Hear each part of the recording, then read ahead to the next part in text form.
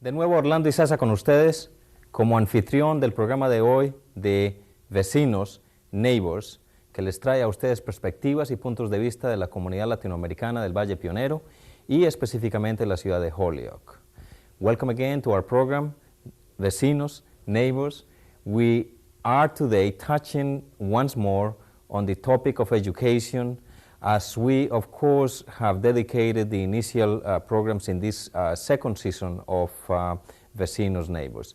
Today, we will have an event that took place in Holyoke to say farewell to Tim Barrett, the Assistant Superintendent of Schools in Holyoke. This event was sponsored by the Friends of the Magnet Middle School for the Arts.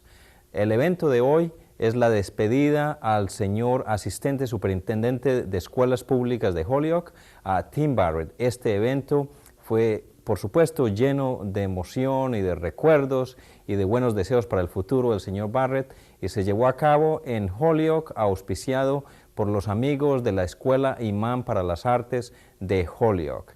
Vamos a mirarlo juntos. Let's watch it then.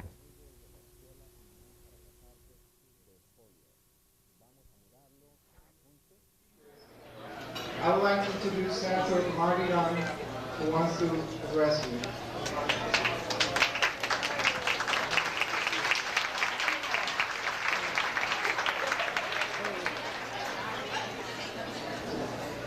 Thank you very much, and I did want to take the time, along with State Representative Robert Rowan, who is here with us this evening as well, over at the table to my right, to congratulate Tim and to really thank Tim for his years of service to the city of Holyoke. I had really the honor and the privilege to interact with Tim for 4 years as a member of the Holyoke Board of Aldermen, now City Council, Evelyn. And I also had the honor and privilege to work with Tim as mayor of the city of Holyoke. And let me tell you, there was no finer professional that I worked with at my time as mayor and as a member of the Board of Aldermen. Tim worked tirelessly for this city, and he cared a great deal about the children of the city and the quality of life in the city of Holyoke. He had a very difficult job in management, as any management position is a difficult task, but he carried it through in a very professional way, and the man just worked and worked and worked. Whether it was collective bargaining, whether it was any type management issue, Tim was there around the clock, always a kind word to say about people and the children, and tried to make this a better system, which I, in fact, think he did. You know, I hear a lot about the Holyoke Public Schools every year and how bad they are, and then it's funny, every year I read the matriculation list in the transcript and look at young people going to Amherst, to Holy Cross, to the best colleges and universities in this country, and I think how shortchanged the public schools get in the city of Holyoke for the great job that I think that they do. They've improved greatly. A great deal of that improvement is due to the efforts of Tim Barrett, and I'd like to personally thank him and congratulate him for the fine, fine job that he did. Tim, if you might come up, myself and Bob have a proclamation which we'd like to present you.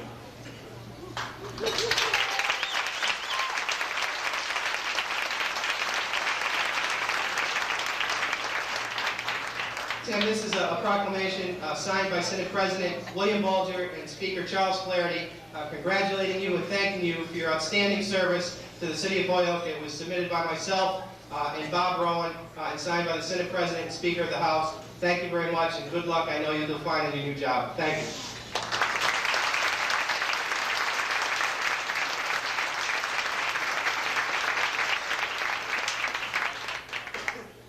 Now we are going to hear from you fellow citizens. The idea usually is to hear from people who have something good to say about Tim, but it doesn't always work that way.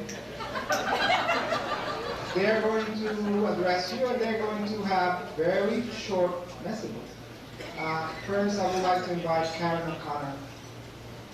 I've been an involved parent for over 10 years now, and it's been my pleasure and privilege to work with Tim. He's always been a resource to me, to parents, to the Citywide Parent Planning Council.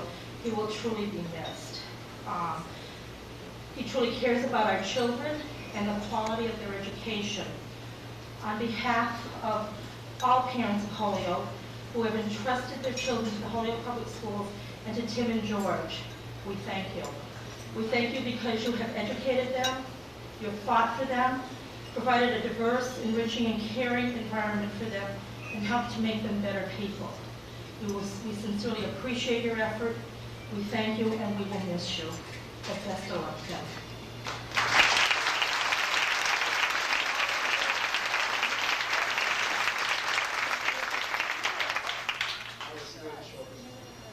Thank you, Karen. And nice. Very nice too. I hope not everybody is so nice. I want to have fun. I'm going to invite, therefore, a good friend of all of us, and supposedly of Tim, Mr. Wavy Gravy, David Groesbeck.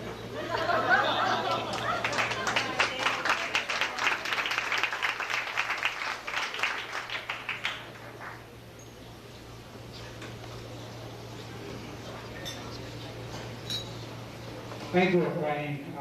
Distinguished members of the head table, I have to tell you, this is the first time I've ever come to an event like this and seen an empty head table. Efrain, I'm glad to see you up here. Tim Barrett, why don't you stand up so everybody can see you?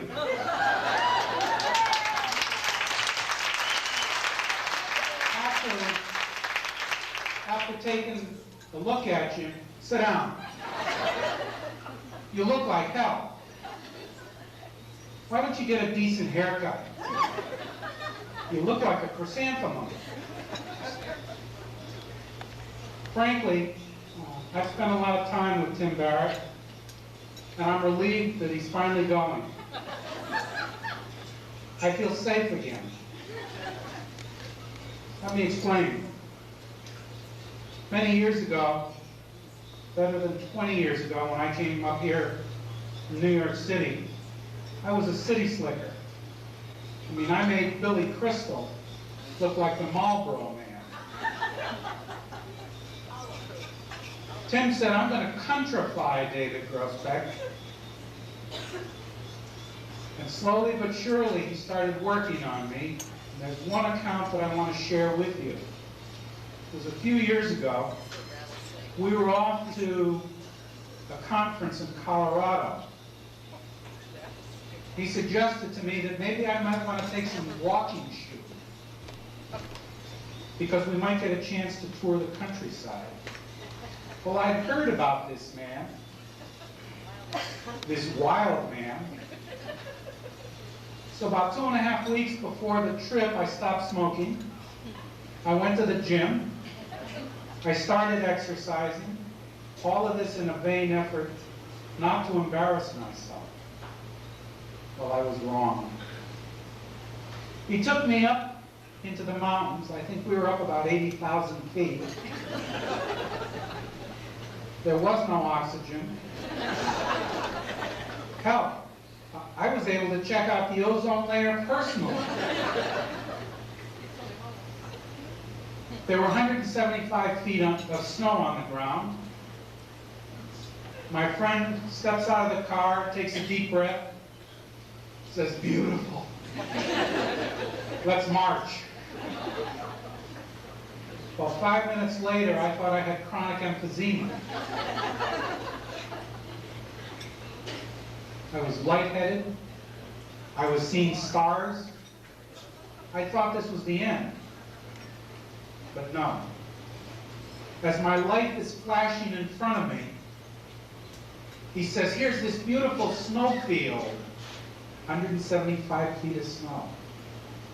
Let's go for a walk. Well, I decided that my dignity was going to prohibit me from going off with him, so I sent him in one direction and I went in the other. And as I turned around in my stupor, I see this little speck in the distance loping along. When all of a sudden, crash, I go through the crust and the snow right up to my eyebrows. 6 more inches and it would have been August before they found me. What can I say? Mexicans are tough. I was not going to allow this man to do me in. in 175 feet of snow. I've waited 10 years, Tim Barrett. I'm going to get even.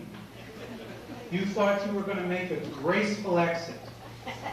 As my daughter would say, not. Now, recently I had an opportunity to look over his doodles and notes from some of the many meetings that he's been attending. I've decided to violate a trust so that you will all get to know the real Tim Barrett. You know, he really does have a sense of humor after all.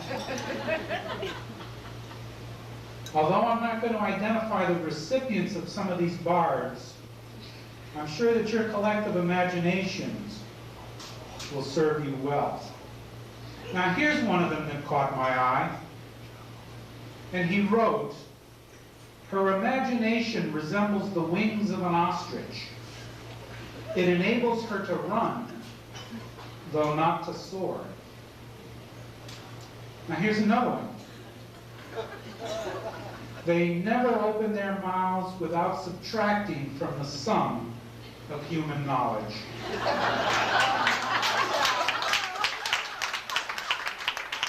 Now I wonder who he was thinking about there. Here was another one that caught my eye, and it said, "May she be cursed with a chronic anxiety about the weather." And finally, the one that I found most enjoyable was this one, and it said, "His mind is like a soap dish, wide and shallow." Timothy, in all seriousness, I think I can speak for all of us. You have made a difference in our lives. You have touched us, and we will miss you. Vaya con Dios.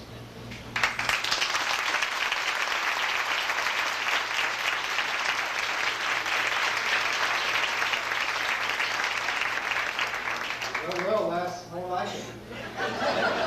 A little bit long, but great. I must agree, my idea of a vacation has to include room service. We would like to hear from somebody who can hopefully tell us some other tales. Connie or Hare, would you please come?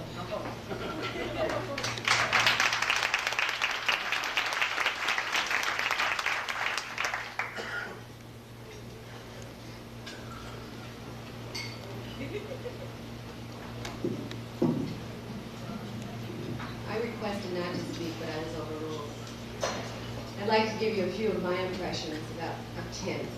My first impression of Tim was that I saw this geek with glasses with real bad taste in clothes. I really thought that Wally Cox was his idol.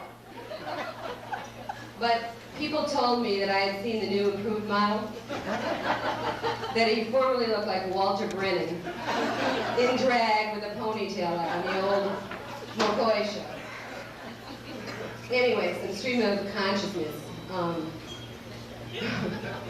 don't know how many people know that Tim and I played Dick Tracy and Liz once. My car was stolen for the second or third time, I'm not sure. The third time, from Morgan School. And Tim located the car through a member of the community. I hate speaking in front of people. I told them I hated this, so if I seem a little nervous, I am.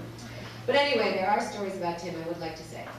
And Tim was still at that naive stage, still wearing his horrible-looking clothes, still a skinny geek, but he went out with me and we located my car. But as we were headed towards my car, we heard something. 3 long whistles, 2 shorts whistles, as I recall. Tim goes, "Did you hear that?" I said, "Yeah." 3 shorts, 2 long, yeah, Then we saw a very multicultural group. There were 2 Puerto Ricans, 2 blacks, and 2 Anglos, I believe it was, converging on us. And Tim said, "Let's go." I said, It may be a Chevy Nova, but it's the only one I have.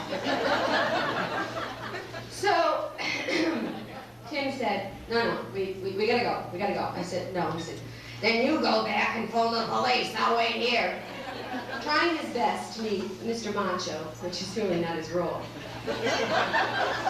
Anyway, Tim says, don't worry, when I get back there. I said, okay, I called the police. He said, don't worry, Con. We'll have them fingerprint the car. I said, Tim, where have you been? They do that on the television. He said, no, Con. We got it. We got them. We know who they are. They'll fingerprint it. The cruiser pulls up. The guy looks at him. Tim explains the deal. You got to fingerprint this car. He said, hey, mister, you've been watching too many movies. So, movies, television, one or the other. Anyway, Tim goes on, and Tim becomes bilingual director. Tim was very active in building up the program to what it was, and I do say what it was. We've been devastated by the cuts, as has every program in Holyoke.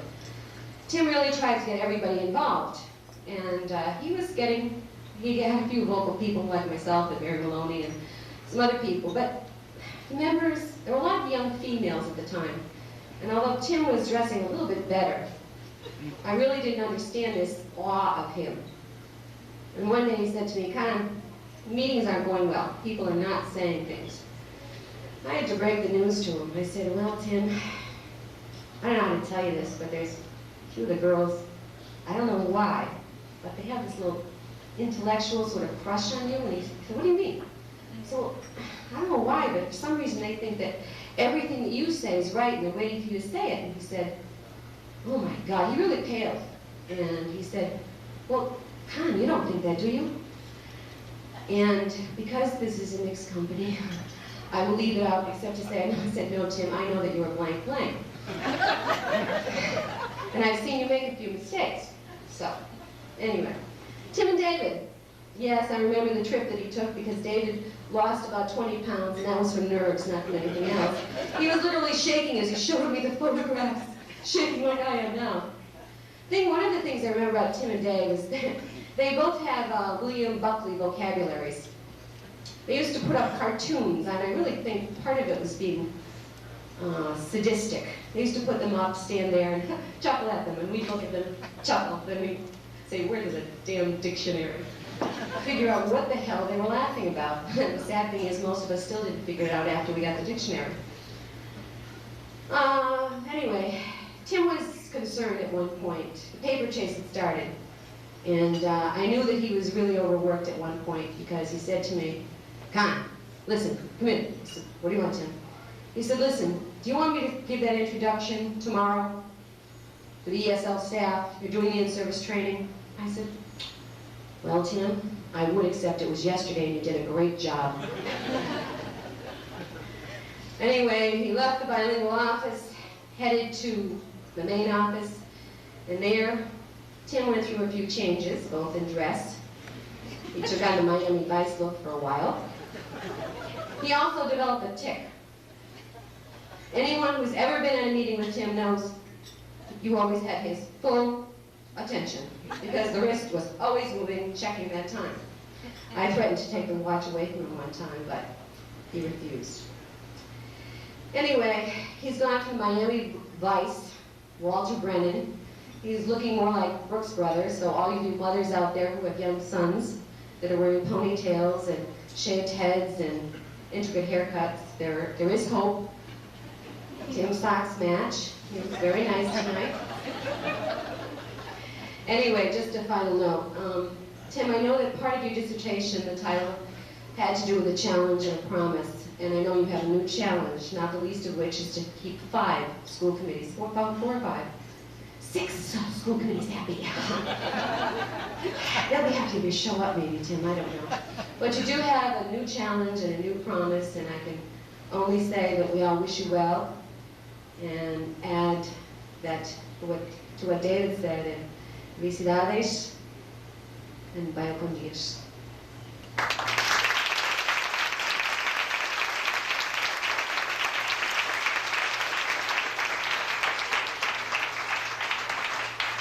Are you embarrassed yet? No. You ain't seen nothing yet. Wait till it happens here. Next stage will be Giorgio Armani, I assure you. We'd like to hear from Jim Newton.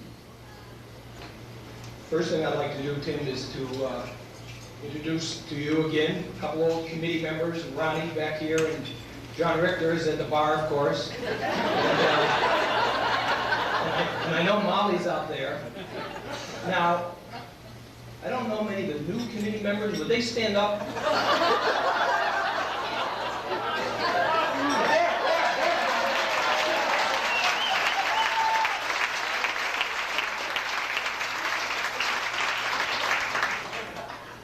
I think their invitations got mailed a little late.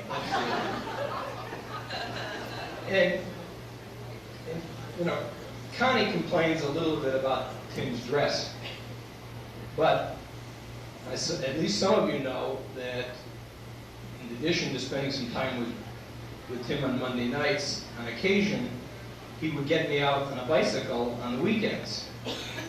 And I will never complain about the way Tim's dressed, because I've had to look at that skinny little ass in black tights for 3 hours. And so he can wear almost anything he wants as long as it's not lycra.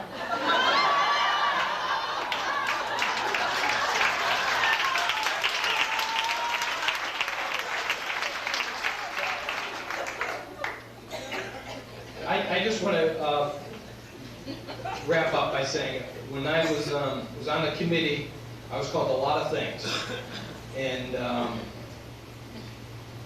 you know, some of them I took unfortunately right to the heart. But there was one thing that I was regularly called that I frankly took great pride in, and I was regularly called, you know, the lackey of the administration. And for a guy that's not particularly bright and not always sure what the hell's going on, I considered it a compliment that I recognized a good thing when I saw it. And we sure as hell had a good thing, and I was very glad to be able to follow. Thank you, Kimberly.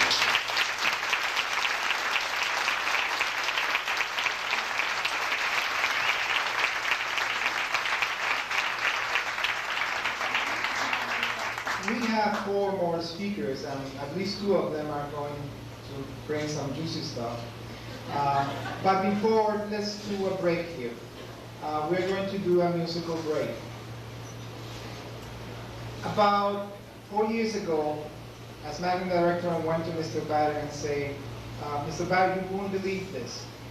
There is this musician I know who has played as a soloist with many symphonic orchestras, who is a composer, who I own few long planes. And he assures me that he wants to come and teach in Holyoke. And I want to thank you, Mr. Barrett, because you never confuse certification with qualifications. And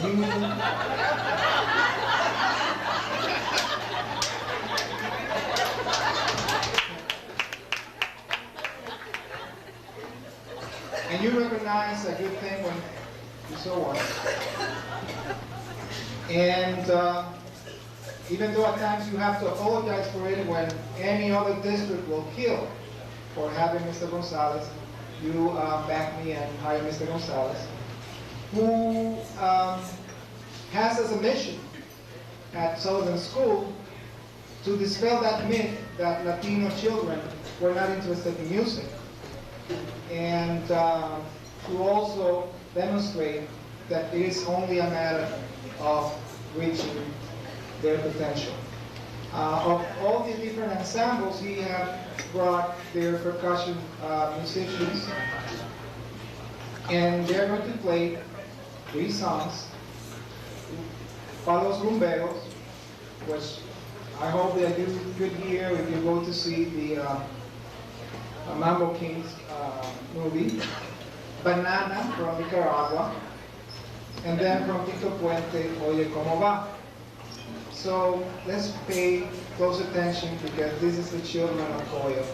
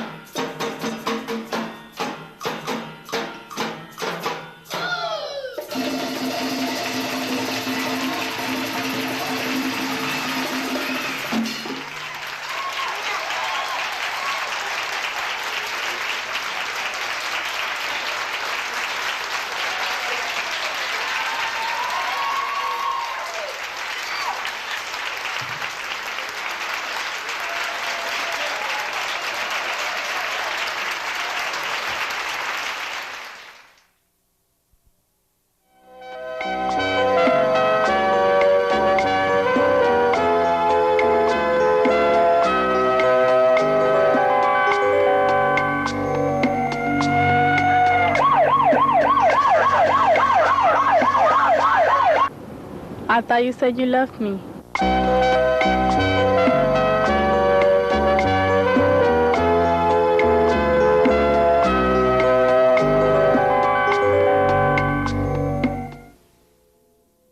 Do you vote? Yes, I do. Why do you vote? You know, I didn't vote for several years, a long time ago. I would say in the early 70s, probably, or late 60s, because I didn't think it made much of a difference. And I'm convinced now that it really can make a difference when I see the way that people are disenfranchised and simply don't get the kinds of services that they need. So I think that we have to get more and more people to vote, and I think that will make a difference. Thank you very much. Sí, yo voto, sí, ¿cómo no? ¿Por qué? Porque votar es poder. Y yo quiero tener poder como un hispano en este país. Y por ese propósito yo siempre voto. Muchas gracias. ¿Cómo no? Yo hago esto porque me gusta, pero de verdad no lo necesito.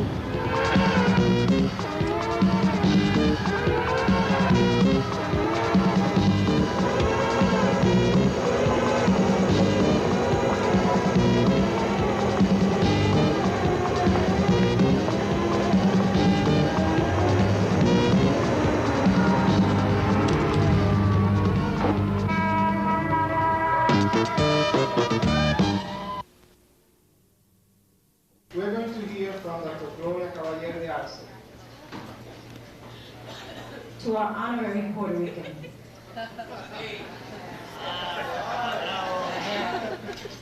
I have known Timothy Barrett for 10 years and knew of him for a long time before. His wonderful reputation preceded him. I would like to say it's been a privilege and a pleasure to meet a man that has been such a giant in our community.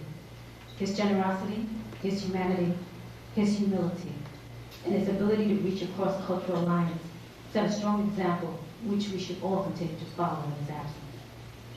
Hopefully, we can pay tribute to him by continuing to fight for bilingual education and equality in education for all children. Let us build on the dreams he had for Holyoke. It's our responsibility now to make sure they come true. Knowing the nature of Holyoke, who knows, Timothy Barrett may still be our next superintendent.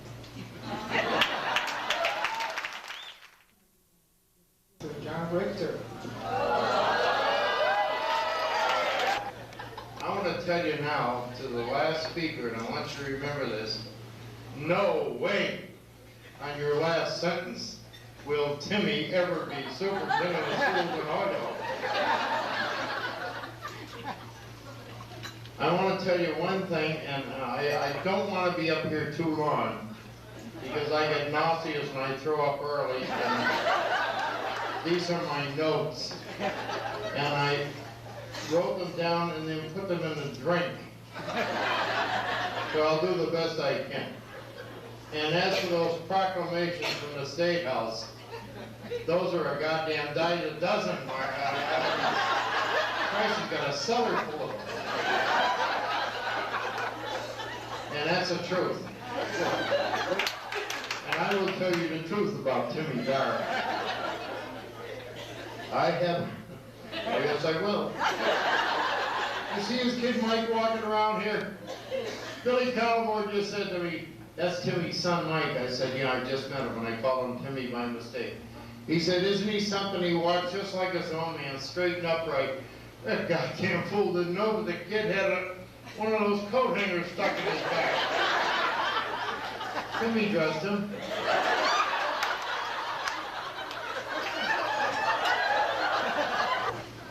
Oh, this goes back a few years. We were in the Holyoke High School auditorium, the one that Eddie Shovel wrecked before he left. And at that time, Dave Sachs, Judge Sachs, Your Honor, should have heard we called him last week. We were up on the stage and Dave said, please don't say a word. We have Timmy Barrett here who is going to, for us, he's going to, whatever the hell the word is, whatever the Spanish people say, he's going to interpret for us. I said, fine. And Timmy got up, and after somebody asked the question, he said, Deo gracias, is that it? Deo gracias. High Mass, High Mass. Christ. Timmy would get up and he would say when somebody was through, they want to know when they are going to give us a break and get us somebody in high school that can speak Spanish and English.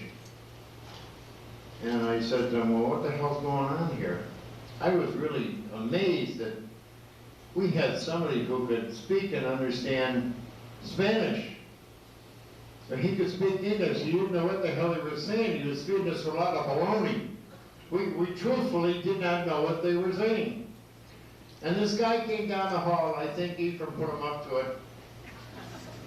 Now they got earphones for all the Spanish-speaking people that were there. They would put them on and somebody would interpret them. Am I correct? Do you want to see that mess? Some were plugged in, some weren't plugged in. I mean, this went on for weeks and weeks, and Timmy get up and he'd take a bow very serious. Well, let me tell you, that night when we left there, we went up to Yankee Teller. And we got crocked. Nobody would talk to Timmy for about a week and a half. Because he still didn't know what he was saying, and nobody believed Dave Sachs after that. I got to tell you about a dinner we were at one night. I'm going to make this as brief as I can. We had a committee of about 8 or 9 people that went down to the Cape. And you paid for it. It was great. Thank you very much.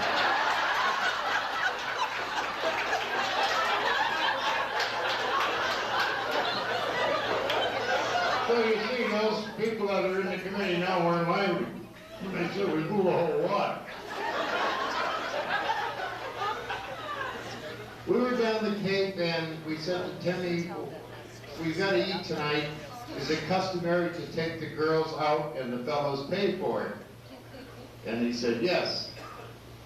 And Molly was with us. Where the hell is Molly? Molly was with us anyway, and of course she had the shoes on too.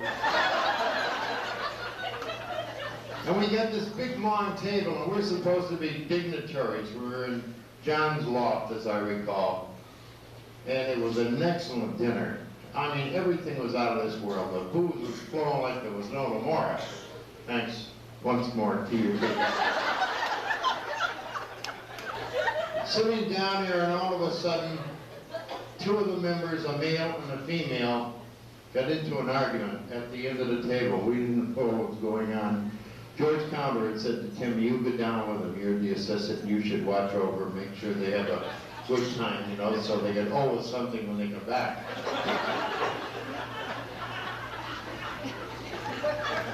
So at this big long table, I think it was 12 or 13 of us. God, those were good days. Now they send one with the recorder.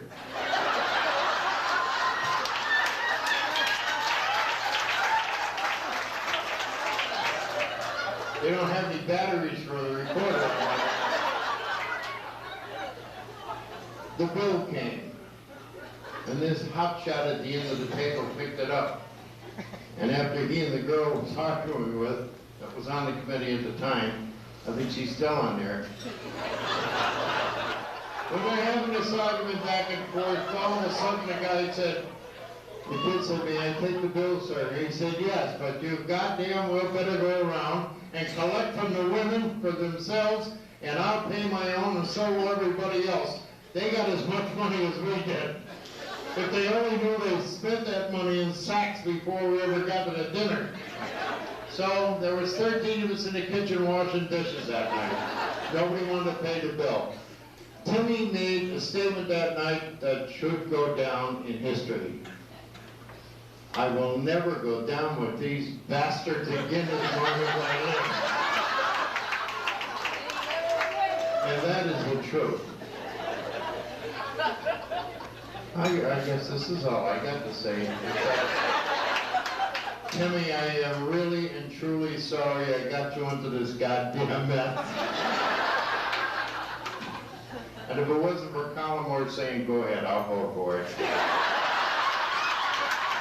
we'd still be in Holyoke. Thank you.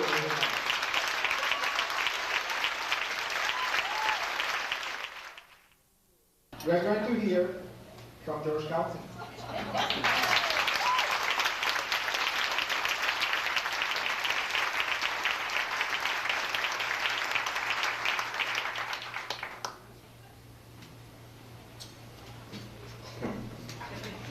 Buenas noches.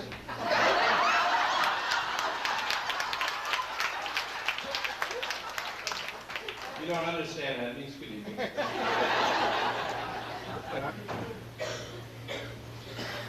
Barrett could never follow directions. He could never follow directions. I would say, Timmy, this is what I want you to do. He had a lot of trouble with that. As you know, that bringing him up. Tell him to stay in the yard, he'd be gone, right? I had the same problem, superintendent. I was cursed.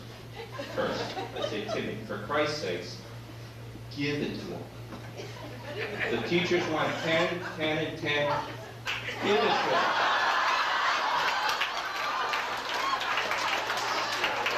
He never got it. You say, Mr. Superintendent, Mayor Prue. I don't think, is he here?